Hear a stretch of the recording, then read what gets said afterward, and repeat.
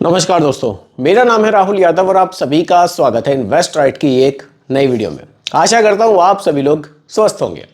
दोस्तों, आज की वीडियो का जो टॉपिक है वो हम एक कमेंट पर बात करेंगे। ये हमारे चैनल के मेंबर हैं जिन्होंने कमेंट किया है। इन्होंने कुछ फंड्स हैं जिनमें पैसा ये निवेश करना चाहते हैं, तो इन्होंने पूछा है कि ये फंड्स मेरे सही रहेंगे या मुझे इस पोर्टफोलियो में कुछ चेंज करना चाहिए। दोस्तों, अगर आप लोग भी इसी तरह से अपना इन्वेस्टमेंट स्टार्ट करना चाहते हैं, कुछ प्लानिंग आपके मन में भी चल रही है कि यार मुझे इन फंड्स को ले लेना चाहिए या फिर किसी फंड्स को मुझे एग्जिट करना चाहिए, किस में रहना चाहिए, तो देखिए इस तरह की वीडियोस अगर आप देखते हैं ना तो ये आपके लिए बहुत ज़्यादा इन्फॉर्मेटिव हो जाती है, क्योंकि इन सबको देखकर एक आइडिया आपको लगता है कि पोर्टफोलियो हमें कैसा बनाना चाहिए, कैसे हम एक बैलेंस पोर्टफोलियो बना सकते हैं। तो वीडियो है आपके लिए बहुत ही ज़्यादा इन्फॉर्मेटिव, बहुत ही ध्यान से देखिएगा और समझिएगा। देखिए, कमेंट भले ही मैं इन सर का पिक कर रहा हूँ, लेकिन ये हेल्पफुल काफ़ी लोगों के लिए होने वाली है वीडियो। और अगर इस वीडियो को देखकर आपके मन में भी कोई सवाल आता है तो आप लोग भी बेझिझक मुझे कमेंट कर सकते हैं। ठीक है सर, स्टार्ट करते हैं। देखिए, इन सर का कहना है, इनका कहना है कि मैंने आपकी मेंबरशिप ले ली है सर, इसके लिए बहुत बहुत धन्यवाद आपका। इनकी एज 40 की है और ये 25 साल तक एसआईपी को कंटिन्यू रखना चाहते हैं। बहुत बढ़िया इनकी ड्यूरेशन है, बहुत लंबे समय के लिए एसआईपी को ये कंटिन्यू रखना चाहते हैं। अच्छी बात है। देखिए, जितने लंबे समय तक हम एसआईपी में बने रहते हैं, अपने इन्वेस्टमेंट में बने रहते हैं, उतने ही ज़्यादा बेनिफिट्स हमें यहाँ से मिलते भी हैं, क्योंकि कंपाउंडिंग की पावर हमें देखने को मिलती है। पैसे से पैसा हम बनाते चले जाते हैं। देखिए, अब फंड्स पर बात करते हैं। जो इन्होंने फंड्स लिए हैं, क्वांट स्मॉल कैप लिया है, 2000 की एसआईपी है। एक्सिस स्मॉल कैप लिया है। मोतीलाल ओसवाल मिड कैप लिया है। निपॉन इंडिया का लार्ज कैप लिया है। मोतीलाल ओसवाल का निफ्टी 500 मोमेंटम 50 इंडेक्स फंड भी लिया है। जीएम का फ्लेक्सी कैप भी लिया है और एक इन्होंने एसबीआई का कॉन्ट्रा फंड भी लिया है। टोटली इनके पास 7 फंड हैं और टोटली 13,000 रुपये महीना की एसआईपी ये कर रहे हैं। क्या चेंजेस इसमें करने चाहिए? देखिए, अगर मैं फंड्स की बात करूं तो ऐसा नहीं है कि फंड सिलेक्शन इनका खराब है। फंड सिलेक्शन इन्होंने बहुत अच्छा किया है, काफ़ी बढ़िया बढ़िया फंड इन्होंने चूज किए हैं। लेकिन देखिए, थोड़ा सा चेंज मैं यहाँ करना चाहूँगा। और चेंज मैं किस तरह का करना चाहूँगा, बहुत मेजर चेंजेस की ज़रूरत नहीं है। फंड अच्छे हैं इनके। यहाँ क्या करना चाहिए, क्योंकि ड्यूरेशन ज़्यादा होने की वजह से स्मॉल कैप में थोड़ा सा इन्वेस्टमेंट बढ़ाया जा सकता है। कितना बढ़ाया जा सकता है उस पर हम लोग डिस्कस करते हैं। देखिए, टोटल जो हमारा पैसा है हमारे पास, वो है हमारे पास 13,000 रुपये। 13,000 रुपये पर मंथ। देखिए, अच्छी बात क्या है, ड्यूरेशन बहुत शानदार है। ड्यूरेशन कितनी है? 25 ईयर्स की है। देखिए, हमें ऐसे फंड्स चूज करने हैं। हम नहीं जानते फ्यूचर में फंड्स की परफॉर्मेंस कैसी रहेगी, लेकिन फिलहाल को भी देखते हुए, पास्ट को देखते हुए, इनकी परफॉर्मेंस को देखते हुए हमें ऐसे फंड चूज करने चाहिए जो किसी भी मार्केट कंडीशन में, देखिए बहुत ज़्यादा मैं नहीं कहूँगा कि आप एक्सपेक्टेशन रखिए बहुत ज़्यादा रिटर्न्स की कि आपको 20-25% मिले। मैं चाहूँगा कि 16-17% के रिटर्न्स भी आपको फ्यूचर में इस 25 साल की ड्यूरेशन में मिल जाएं, तो भी आपका पैसा बहुत बढ़िया बन सकता है।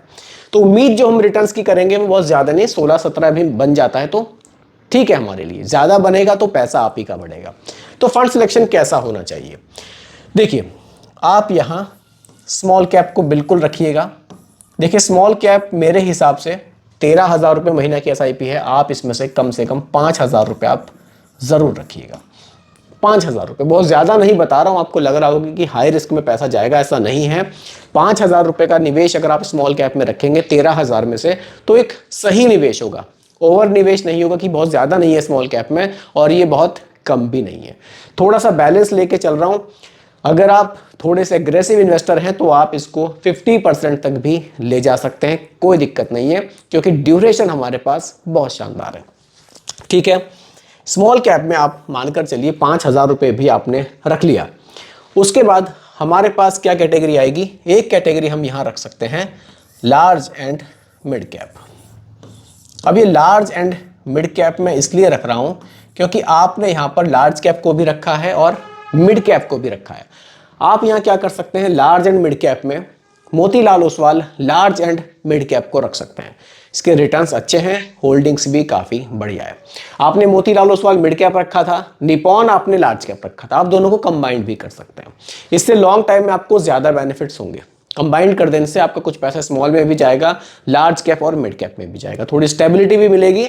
जो आपकी होल्डिंग्स हैं वो थोड़ी अच्छी कंपनी में भी जाएंगी, थोड़ी मॉडरेट भी जाएगी, रिटर्न्स भी आपको लॉन्ग टाइम में ये कैटेगरी अच्छा बनाकर दे सकती है। ठीक है, एक कैटेगरी हमें यहाँ पर बिल्कुल रखनी चाहिए, वो है फ्लेक्सी कैप।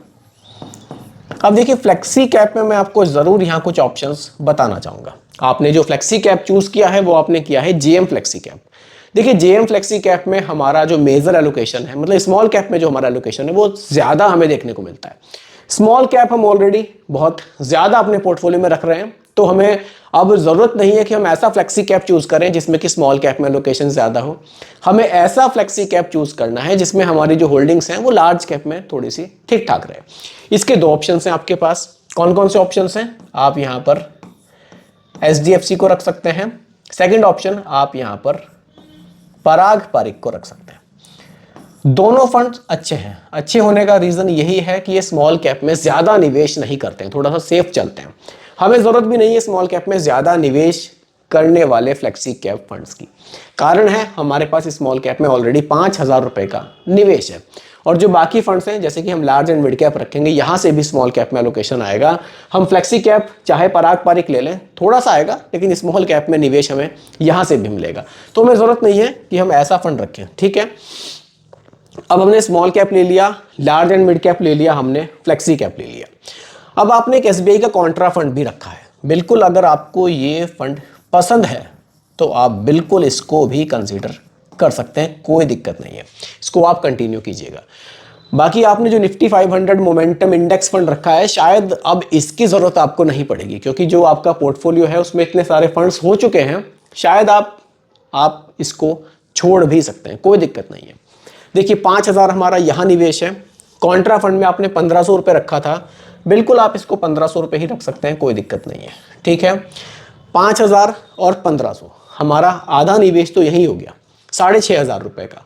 अब जो पैसा हमारे पास बचता है, जैसे कि लार्ज एंड मिड कैप है, आप यहाँ 3,000 रुपये डाल सकते हैं, कोई दिक्कत नहीं है। बाकी आप फ्लेक्सी कैप है आपके पास, आप बाकी बचा हुआ जो आपका पैसा है वो आप इसमें डाल सकते हैं। कितना बचेगा?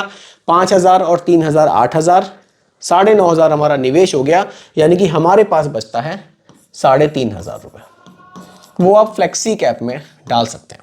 इस तरह से जो आपका पोर्टफोलियो होगा वो थोड़ा सा स्टेबल रहेगा, क्योंकि आपका लार्ज कैप में एलोकेशन ठीक ठाक रहेगा, होल्डिंग्स आपकी लार्ज कैप में अच्छी रहेगी। देखिए पोर्टफोलियो ऐसा बनाकर चलिए, बहुत ज़्यादा रिटर्न्स के चक्कर में आप ना रहिए कि भैया स्मॉल कैप के रिटर्न्स बहुत ज़्यादा हैं तो मैं मेजरली निवेश स्मॉल कैप में ही रखूँ। ऐसा ज़रूरी नहीं है कि आप बहुत ज़्यादा रिटर्न्स बनाने के लिए बहुत ज़्यादा रिस्क लें। हम एक अच्छे रिटर्न्स की तरफ बढ़ें, अपना पोर्टफोलियो ऐसा बनाएं कि हमें, मैंने आपसे शुरू में ही कहा था, हमें 16-17% रिटर्न्स मिल जाए, उतना हमारे लिए बहुत है। ज़्यादा बनेगा तो हमें ही बेनिफिट होगा, लेकिन कोशिश करें कि रिटर्न्स हमें उससे कम ना मिले। थोड़ा सा हम लोग बैलेंस बनाकर चलें। इसमें अगर आप, वैसे तो कुछ बहुत ज़्यादा चेंजेस करने की आपको मेरे हिसाब से शायद ज़रूरत नहीं है, लेकिन फिर भी अगर आपको लगता है कि आपको कुछ चेंजेस करने हैं, आप अपने फाइनेंशियल एडवाइजर से सलाह इसके बारे में ले सकते हैं, या फिर आप इन फंड्स के बारे में एक बार रिसर्च भी कर लीजिएगा। क्योंकि देखिए मैं जो ये फंड्स आपको बता रहा हूँ, ये मेरी तरफ से आपके लिए रिकमेंडेशन नहीं हो सकती। मैं सिर्फ आपको इन फंड्स के बारे में समझा सकता हूँ, एजुकेट कर सकता हूँ। फाइनल डिसीजन आपका रहेगा, क्योंकि रिस्क टॉलरेंस आपकी क्या है वो फाइनली आप ही को पता है। अब देखिए एसआईपी कैलकुलेटर का यूज करके हम थोड़ा सा देख सकते हैं कि जो हमारा निवेश है, लगभग 13,000 रुपए की हमारी एसआईपी है, तो ये हमें कितना पैसा बनाकर दे सकती है तो जस्ट एग्जांपल के लिए, लेकिन थोड़ा सा एक आइडिया मिल जाता है तो थोड़ा सा ठीक रहता है। देखिए हमारा जो मंथली निवेश है वो है 13,000 रुपए का। ठीक है, 13,000 रुपए। ड्यूरेशन हमारे पास काफ़ी बढ़िया है, 25 साल की हमारे पास ड्यूरेशन है। ठीक है, रिटर्न्स अब देखिए 12% पर यहाँ ऑलरेडी पहले से सेट है। अगर 12% भी मिल जाता है, निवेश हमारा 39 लाख का रहेगा, फाइनली वैल्यू हमारी 2,46,00,000 तक जा सकती है। लेकिन जैसा कि हम उम्मीद करके चल रहे हैं कि अगर हमें रिटर्न्स 15-16 के आसपास मिल जाता है, 15.89 है, तो वैल्यू हमारी जो पैसे की वैल्यू है बढ़कर 5,04,00,000 रुपए तक भी जा सकती है। और रिटर्न्स अगर जैसा कि आप अभी के समय में देख रहे हैं, जो कैटेगरीज मैंने आपको बताई हैं, किसी के भी रिटर्न 17-18% से कम नहीं है। अगर आपको रिटर्न्स फ्यूचर में वाकई 17-18% मिल जाता है लगभग 17 भी मिल जाता है। तो 6 करोड़ रुपए की वैल्यू भी इस पैसे से बनाई जा सकती है। निवेश कितना है? केवल 39 लाख रुपए का, और फाइनली वैल्यू 6 करोड़ से भी ऊपर यहां बन सकती है। दोस्तों ये फायदा है समय से निवेश करने का और लंबे समय तक एसआईपी में बने रहने का। तो दोस्तों यही आज की वीडियो का टॉपिक था, एक कमेंट था जिस पर हमने डिस्कशन किया। उम्मीद करता हूं कि टॉपिक आपको अच्छा लगा होगा और काफ़ी पसंद आया होगा। बाकी दोस्तों ये हमारी तरफ से, चैनल की तरफ से कोई रिकमेंडेशन नहीं है, केवल एजुकेशनल पर्पस वीडियो आप लोगों के लिए बनाई गई है, क्योंकि म्यूचुअल फंड का जो भी निवेश है बाजार जोखिमों के अधीन होता है। बाकी वीडियो पसंद आई हो लाइक शेयर ज़रूर कीजिएगा, और मेरे चैनल पर अगर आप नए हैं इसको भी सब्सक्राइब आप ज़रूर कीजिएगा। धन्यवाद।